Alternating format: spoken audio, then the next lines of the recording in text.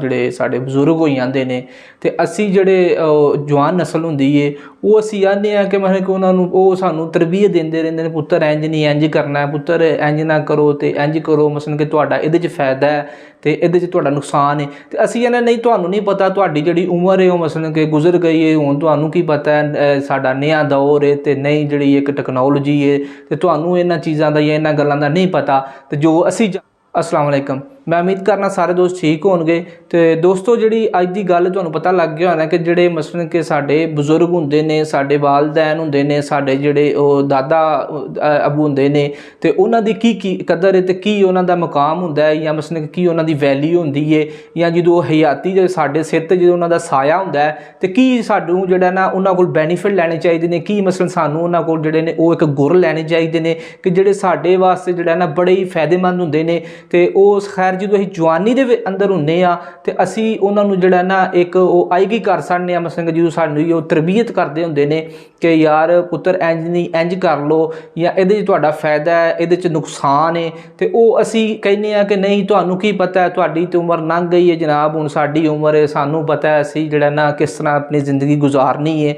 तो ओह बल्कि साडे फायदे वास्ते सारा कुछ दसदे हुंदे ने क्योंकि उन्होंने एक अरसा कढ़िया हुंदा है जवानी दा बुढ़ापे दा, सारा उन्होंने एक जिहड़ा ना वो जिंदगी वेखी हुंदी है, बाहर भी अंदर भी सारा मसलन कि किस तरह की दुनिया की निज़ाम चलदा है। तो उस हवाले दे नाल सानूं बिल्कुल अच्छी तरीके नाल गाइड करते हुंदे ने। पर असीं आने नहीं जिहड़ा ना मसलन कि सानूं पता है किस तरह अपना जिंदगी गुजारनी है। तो एक साडे दादा बू बड़ी अच्छी मिसाल देंदे हुंदे सन ते ओह मैं तुहानूं दसना, फिर तुहानूं जिहड़ा ना ओह पता लगेगा कि जिहड़ा एक वडेरा बंदा हुंदा है या एक जिहड़ा ज़ईफ बंदा हो जांदा है उहदी कीमत की है ते ओह किस तरह मसलन कि सानूं हर लिहाज नाल उहदी जरूरत रहिंदी है।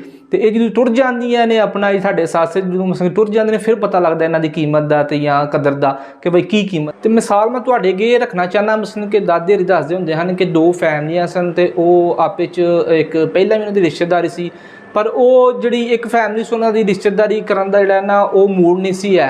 मैं कि उन्हां कोल रिश्ता मंगदे सन ते ओह रिश्ता जिहड़ा ना ओह करना नहीं हन चाहते है। तो ओह खैर जिहड़ी जोर पाया उन्होंने ओह रजामंद हो गए रिश्ते वास्ते। तो उन्होंने कुछ शर्तां अगे रखियां।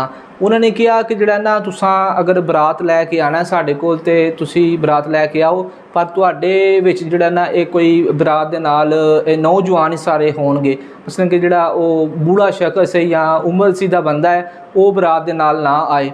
तो हुण ओह अपना जो सारा मामलात रख के ते घर आए ते घर आके सोची पै गए तो भाई हुण की करिए। तो उन्होंने तो यह मिसाल रख ली कि भाई तुहाडे नाल जिहड़ा ना ओह वडेरा बंदा नहीं होना चाहिए तो इंज ही तुसीं बरात लैके आओ।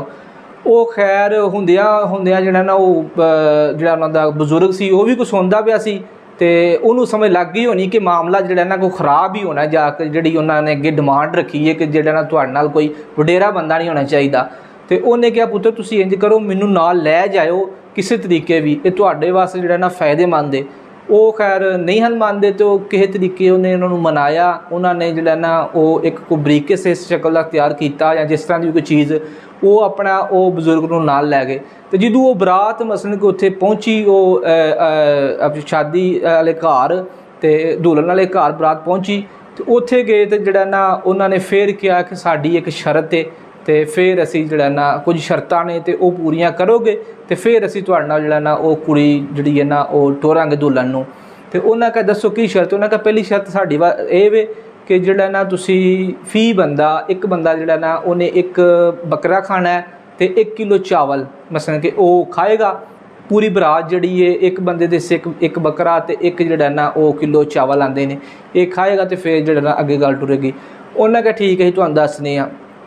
वो मसलन कि वो बाबे दे कोल आ गए तो जिथे उन्होंने उन्होंने छुपाया सी नाल लैके गए सन तो उन्होंने को आके मशवरा लिया। उन्होंने कहा कोई गल नहीं, तुसीं उन्होंने कहो एक लेला पका के ले आओ तो 1 किलो चावल पका के ले आओ।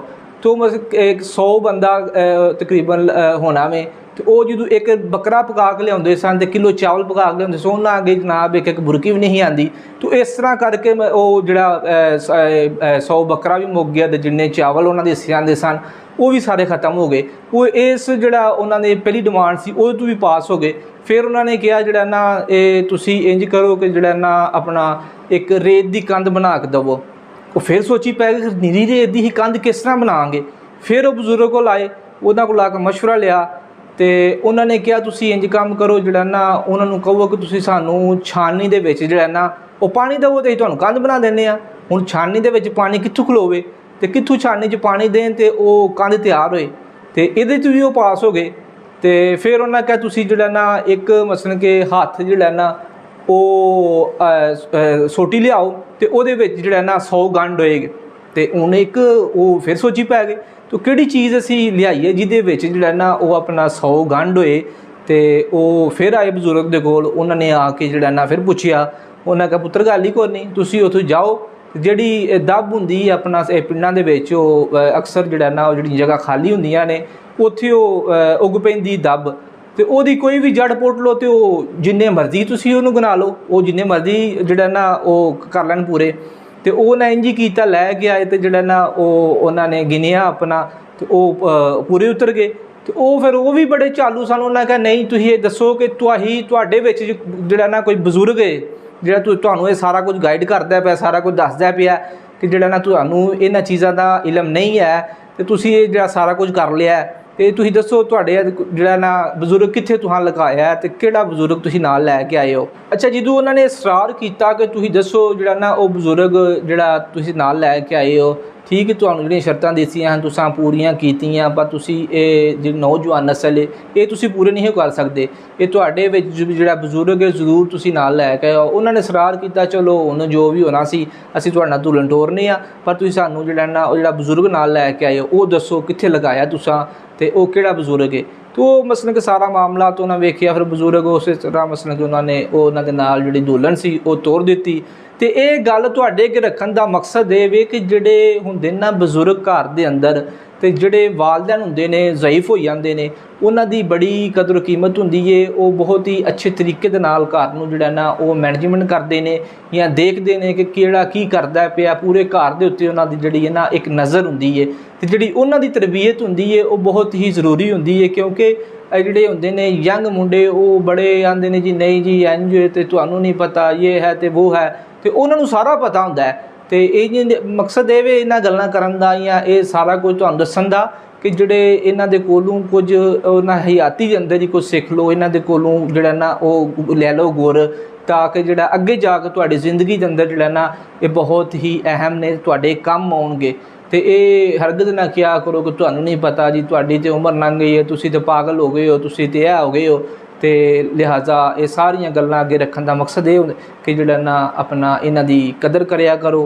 तो ये जदों टुर जांदियां ने हस्तियां तो फिर सानूं पता लगदा ते फिर असीं रोने आ ते फिर कुछ हत्थ नहीं आंदा। तो मैं उम्मीद करना कि तुहानूं वीडियो अच्छी लगी है, तो अच्छी लगी तो कमेंट च अपनी राय जरूर दिया करो। तो जिहड़े दोस्त चैनल दे नए ने सबसक्राइब करो ते नाल जिहड़ी बैल है उन्होंने भी अपना दबा दिओ ताकि जिहड़ी आने वाली वीडियो तुहाडे तक जरूर पहुँचे। तो मिलने नैक्सट वीडियो ते। अल्लाह हाफिज़।